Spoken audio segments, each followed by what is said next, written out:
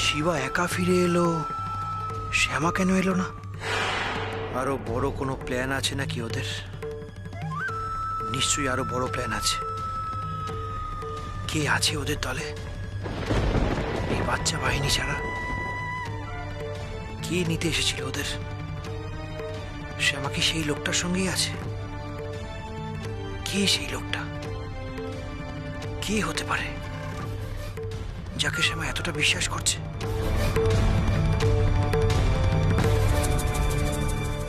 আদিত্যনাথ? ওর তো অনেকদিন কোনো খোঁজ নেই।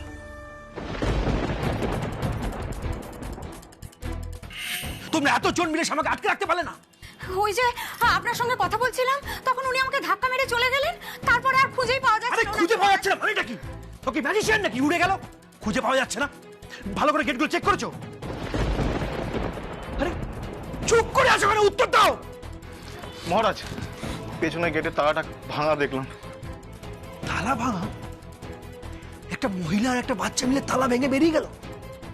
ওই গেটের দারোয়ান বললো একটা লোক এসেছিল গাড়ি নিয়ে। আশ্রমের এই শক্ত নিরাপত্তা বেড়াজাল ভেঙে ওরা পালালো কি করে? এটা তো সহজ ব্যাপার না। যেই ওদের সাহায্য করেছে সে যে লোক না। কেন যে সাহায্য করলো? কি ইন্টারেস্ট তার? সব থেকে বড় কথা, শ্যামা শিবাকে একা এ বাড়িতে পাঠালো কেন? যদি শুধু আমার ইমেজ নষ্ট করার জন্যই পাঠায় বা আমার উপর নজর রাখার জন্য, তাহলে নিচে না এসে ওকে পাঠালো কেন? নিচে আসলে তো আরো ভালো করে নজর রাখতে পারতো। সেটা না করে শিবাকে পাঠালো। আমি কিছুতেই ব্যাপারটা বুঝতে পারছি না। আমাকে আরো বড়ভাবে ফাঁসানোর প্ল্যান করছে না তো?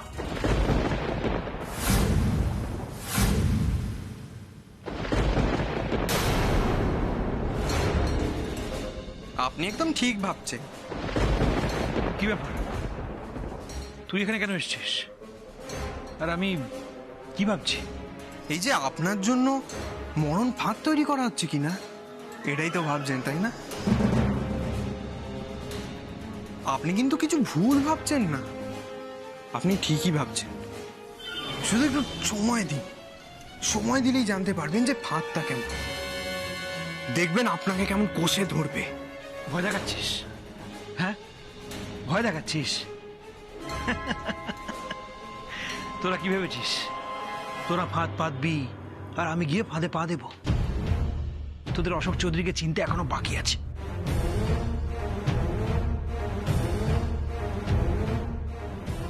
আপনাকে চিনতে বাকি আছে? আপনি তো আমাকে এই বাড়িতে এনেছেন, আপনাকে না চিনলে হয় নাকি? তাহলে ঘোড়া ডিগি ঘাস কেন খাচ্ছিস? হ্যাঁ, আমার কিন্তু বিশ্বাসঘাতকদের একদম পছন্দ না।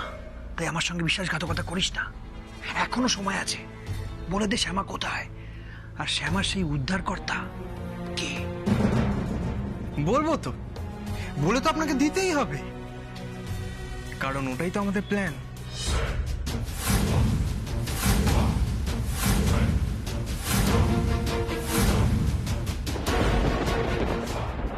মানে? আপনাকে বলেই দেব আপনার জন্য মরণ ফাঁদটা কোথায় পাতবো, যাতে ভুল করেও আপনি ওই ফাঁদটা মিস না করে যান।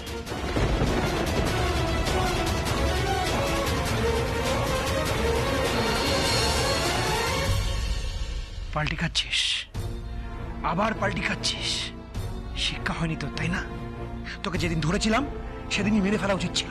কেন যে ছেড়ে দিলাম কে জানে। আমি হাতে ধরে তোকে এই বাড়িতে নিয়ে এলাম, আর এখন ম্যা ম্যা করে আমার এগেন্সে চক্রান্ত করছিস।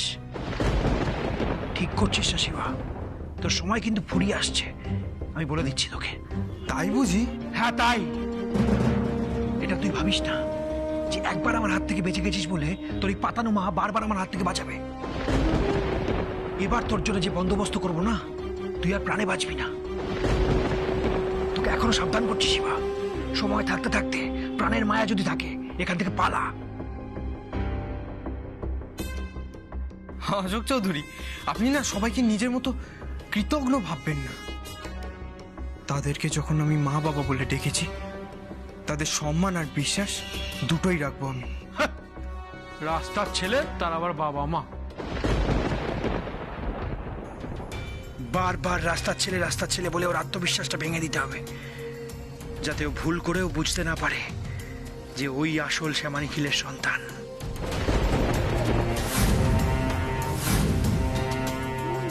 কি অশোক চৌধুরী, কি ভাবছেন? শুনুন, আপনাকে একটা কথা বলি। আপনি বারবার বলেন না রাস্তার ছেলে রাস্তার ছেলে। রাস্তার ছেলে তো আমি পরে হয়েছি, আগে তো আমার মা বাবা ছিল। তারা যেই হোক না কেন, অকৃতজ্ঞ পিতৃ হত্যাকারী জিন আমি পাইনি তাদের থেকে। শিবা, একদম চোখ রাগাবেন না আমাকে। আমি কিন্তু আপনাকে ভয় পাই না।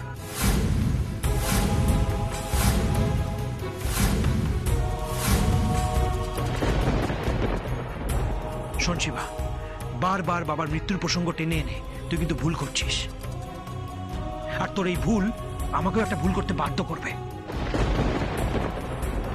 আর তারপর তুই কিন্তু এই পৃথিবীতেই থাকবি না, কথাটা মনে রাখিস।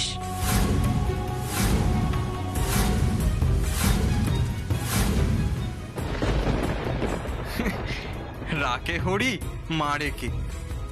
ঈশ্বর যদি চায় না যে আমি বেঁচে থাকবো, আপনি 7 বার চেষ্টা করে নি, তাও আমাকে মারতে পারবেন না আপনি। এত কনফিডেন্স কোথা থেকে পাচ্ছিস? হ্যাঁ, আমার মা শ্যামা চৌধুরীর কাছ থেকে। আচ্ছা, হ্যাঁ, মা এখন বাড়ির বাইরে আছে। মা এই বাড়িতে ফিরলেই এই বাড়িতে বজ্রপাত হবে।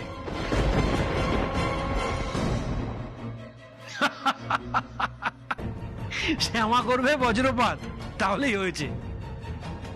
তাহলে শ্যামার এই স্বাদের সংসার জ্বলে পুড়ে ছাই হয়ে যাবে যে। আপনি ভুল করছেন। এই বজ্রে শুধু একজনই পুড়বে, সেটা হলেন আপনি।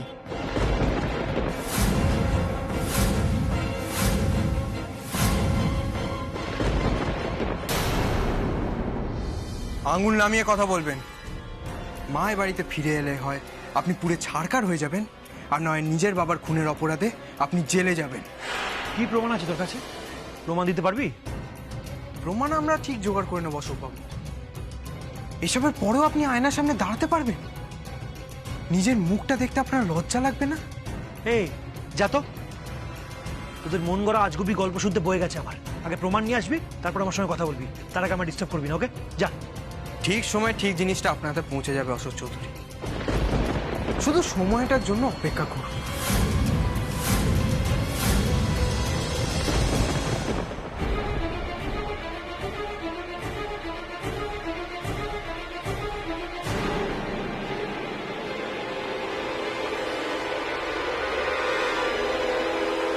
হঠাৎ করে বাবার মৃত্যুটাকে নিয়ে এত উতলা হয়ে গেছে কেন এরা? কোনো প্রমাণ পেয়ে গেছে নাকি?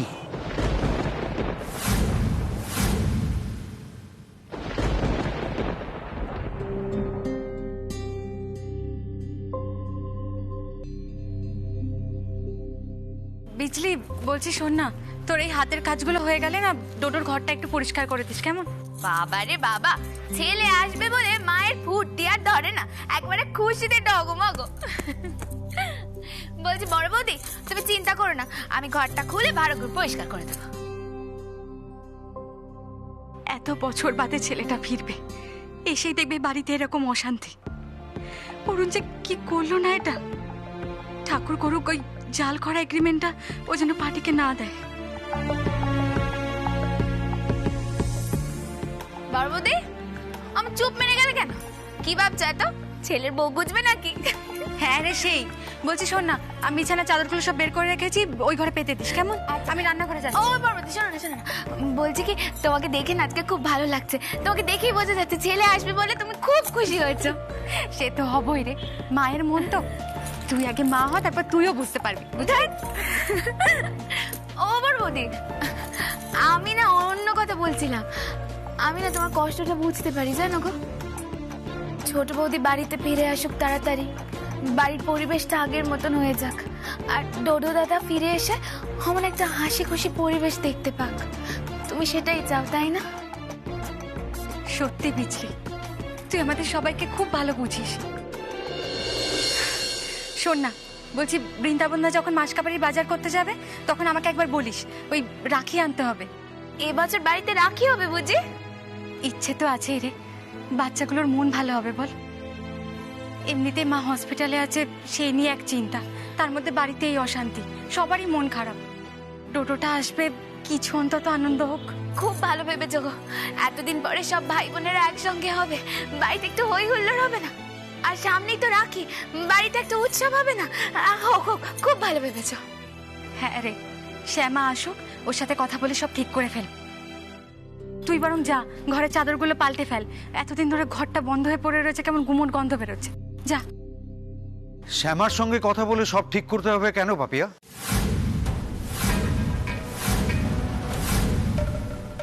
নিজের জায়গাটা আর কবে বুঝবে পাপিয়া? তুমি এবারই বড় বউ, তুমি যা সিদ্ধান্ত নেবে তাই তো করতে হবে এই বাড়িতে। সেটা তোমার এতদিন পরে মনে হলো? কই, বিয়ের প্রথম দিন থেকে তো আমি সবার কথা শুনে চলেছি, তখন তো তোমার এরকম মনে হয়নি। কেন হয়নি জানো? কারণ তখন তুমি অন্য মানুষ ছিলে। মেজো আমাকে সব সময় ডমিনেট করত, মা বকতেন। শ্যামা আসার পরে এগুলো সব বন্ধ হয়েছে, আমি কিছু ভুলে যাইনি। সেই অর্থে বাড়ির বড় বউয়ের সম্মান ওই আমাকে দিয়েছে, আর দিতেন আমার শ্বশুর মশাই। আর আমি মন থেকে বলছি, শিবা ওই অশোক সম্পর্কে যেগুলো বলেছে না, সেগুলো আমি ফেলে দিতে পারছি না। কারণ আমি আমার স্বামীকে হারাতে বসেছিলাম শুধুমাত্র ওর জন্য।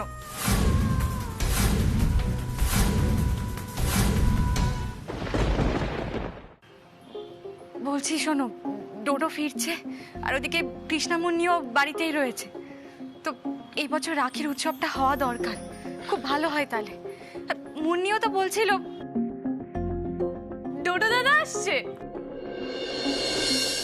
একদম জেম্মা, আমার তো মনেই পড়ে না কবে লাস্ট ডোডো দাদা তাতান দাদাকে রাখি পরিয়েছিলাম। কৃষ্ণা, তুই তো বোধহয় দাদাদের চোখেও দেখিসনি, তাই না? না দিদি ভাই, আর এবছর আমি প্রথম রাখি পরাবো, শিবাও বাড়ি ফিরে এসেছে, এবারে খুব মজা হবে। আমি তো তোদের জেঠুকে সেটাই বলছিলাম, আগে শ্যামা বাড়িতে ফিরুক, তারপর ওর সাথে কথা বলে সব ঠিক করে ফেলবো। আবার সেই শ্যামা শ্যামা আর শ্যামা। আচ্ছা, শ্যামাকে ছাড়া কি তোমরা কিছু ঠিক করতে পারো না? শ্যামা ফেরার উপর কি তোমাদের সমস্ত কিছু নির্ভর করে?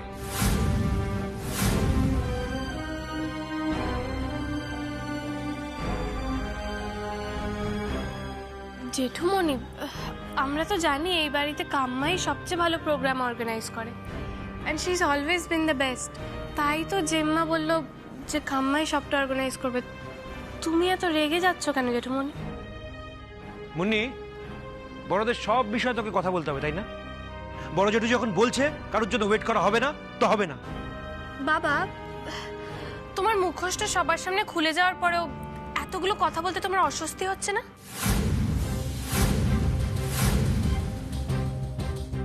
মুন্নি, চিৎকার করো না বাবা। দিদি ভাই কেন কথা বাড়াচ্ছ? চুপ করো না। তুই থাম না কৃষ্ণা। জেঠুমণিকে দিয়ে কাম্মার সই নকল করানোর পরেও তুমি এত কথা কি করে বলছো আমি বুঝতে পারছি না বাবা। জেল থেকে ফিরে এসে এবার জেঠুমণিকেও সঙ্গে নিয়ে যেতে চাও?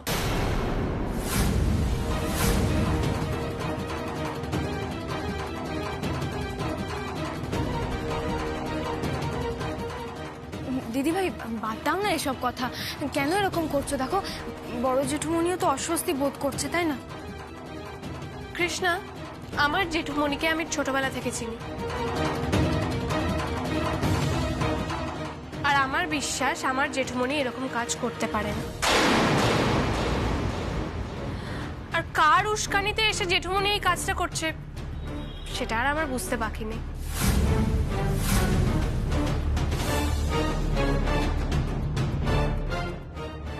বাবা, জানো তো, তুমি যখন আমাকে কিছু শেখাতে আসো আমার লজ্জা করে।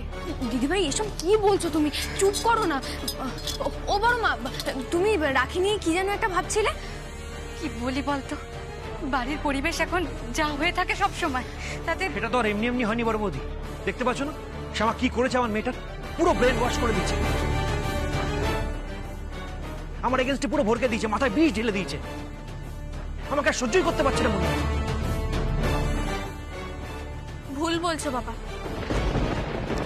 প্রথম দিন থেকেই কিন্তু আমি তোমাকে খুব আপন করে নিয়েছিলাম।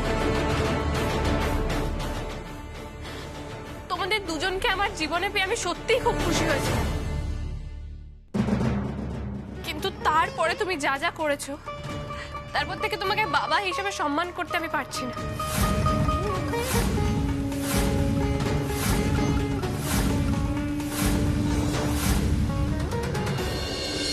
মুন্নি, আমার মাঝে মধ্যে ইচ্ছা করছে না একটা চড়ে তোর গাল লাল করে দিই। চিৎকার করো না বাবা,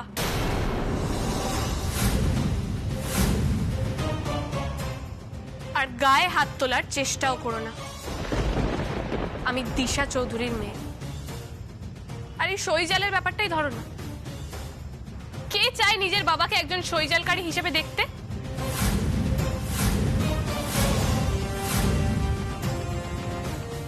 এনিওয়েজ জেম্মা, আমার না আর এখানে দাঁড়িয়ে কথা বাড়াতে ভালো লাগছে না। রাখির অনুষ্ঠানে বাড়িতে হবে ব্যাস, আর কাম্মাও নিশ্চয়ই ততদিনে ফিরে আসবে। দাদাম থাকতে ঠিক যেমন করে আনন্দ হতো সেরকম ভাবেই করা হবে। বড় মা, হাতে তো কটা দিন সময় আছে বলো, ততদিনে ঠাম্মিও নিশ্চয়ই ফিরে আসবে। কৃষ্ণা, ওপরে তো শিবা আছে, চল আমরা সব প্ল্যানটা ডিসকাস করে নিই। হ্যাঁ হ্যাঁ, আসি জেম্মা, চল।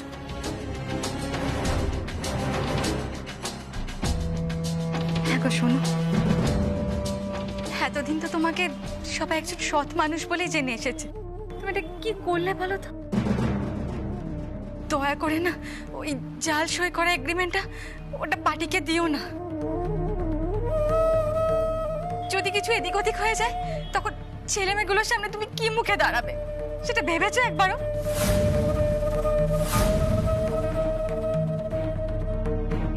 পাপিয়া, শোন না বর্ধ ভাই, বলছি তুই চিন্তা করিস না, আমি সব ঠিক করে দেবো, সব ঠিক হয়ে যাবে। কি ঠিক হয়ে যাবে অশোক? তুই দেখতে পাচ্ছিস না ওদের সামনে আমার কি ইমেজ হয়েছে? বর্ধ ভাই শোন না, আমি তো বলছি কিচ্ছু হবে না, আমি আছি তো। আর তুই করতিসটা কি? শ্যামা তো ড্যাং ড্যাং করে সই না দিয়ে চলে গেল, তোর কিছু করার ছিল? কিছুই তো করার ছিল না। না অশোক, নিখিল যখন শ্যামাকে দায়িত্ব দিয়েছে সেটা বুঝেই দিয়েছে। আমরা শ্যামাকে বড্ড বেশি অবহেলা করে ফেলেছি, আমি বড্ড বেশি তাড়াহুড়ো করে ফেলেছি। বর্ধ ভাই, তোকে তো আমি আগেই বলেছি, এক যুদ্ধ আর প্রেমে অত ন্যায় নীতি দেখলে হয় না। না রে অশোক, আমার মন মানতে চাইছে না, আমাকে জোর করিস না, আমাকে একটু ভাবতে দে।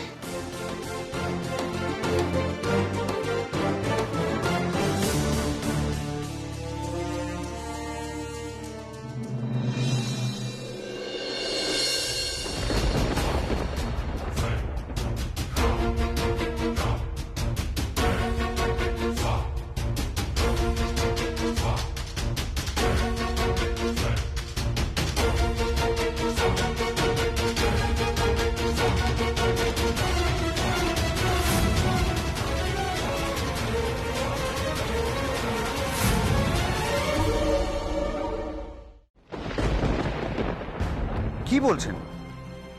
মাকে অন্য ওয়ার্ডে শিফট করা হয়েছে কেন? না না, আমাকে এটা বলুন তো, ওনার কি কন্ডিশন ডিটোরিয়েট করেছিল? তাহলে আপনারা কার পারমিশন নিয়ে ওনাকে শিফট করলেন? না না, আমি আর আমার ভাই অশোক তো শিফট করতে বলিনি। ও আচ্ছা আচ্ছা, ঠিক আছে, আপনাদের পরে ফোন করছি আমি। অদ্ভুত, কি হয়েছে গো? মাকে নাকি অন্য ওয়ার্ডে শিফট করেছে, কিন্তু আমি আর অশোক তো ওনাদেরকে শিফট করতে বলিনি। তাহলে কে বলল? আমি বলেছি বর্দাদা।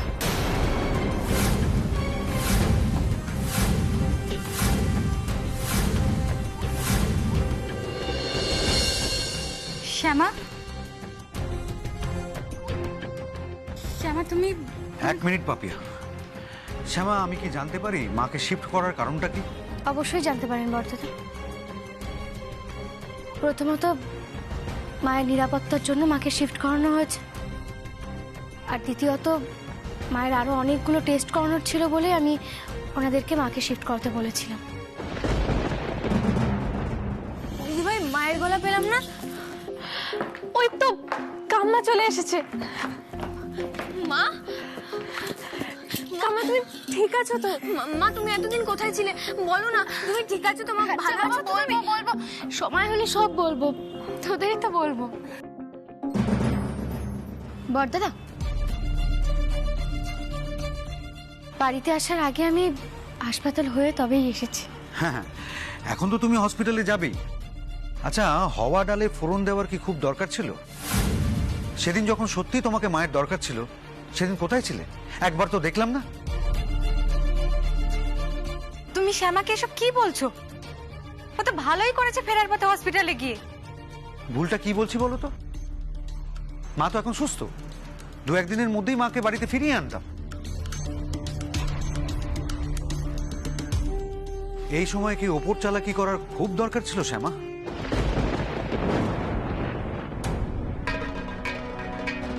বড়দাদা, আপনি এখন যেভাবে আমার সঙ্গে কথা বলছেন, সেভাবে কথা বলার কি আপনারও কোনো দরকার আছে?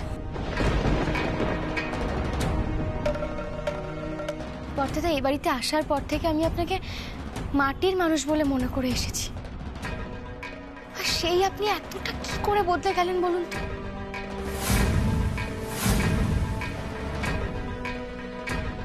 আর আজকে আপনি যে আমার প্রত্যেকটা কাজে বিরোধিতা করছেন, এটা আপনার কাজ হতে পারে না। এই সব কিছু কেউ না কেউ তো আপনার মাথায় ঠিক ঢোকাচ্ছে।